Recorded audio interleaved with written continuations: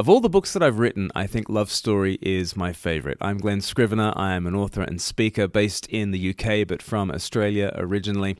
I love little books that you can give to friends and family. It takes them an hour to read a book like this, but it's still substantial enough to get to some of the depths of the gospel, and Love Story is my attempt to do that. It tells the story, to begin with, of C.S. Lewis, the author of the Narnia books, in a conversation with J.R.R. Tolkien, the author of The Lord of the Rings.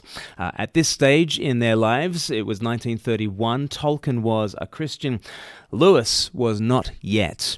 And Lewis wanted to know how Tolkien could be so sure that the Jesus story was the true story when there were so many other competing myths out there.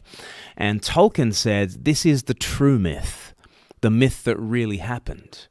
Didn't Lewis love all the stories in which a great hero went through an immense ordeal and came out the other side to bring out a happily ever after? Didn't he love those stories? Well, the gospel is the true story, where the real hero has descended.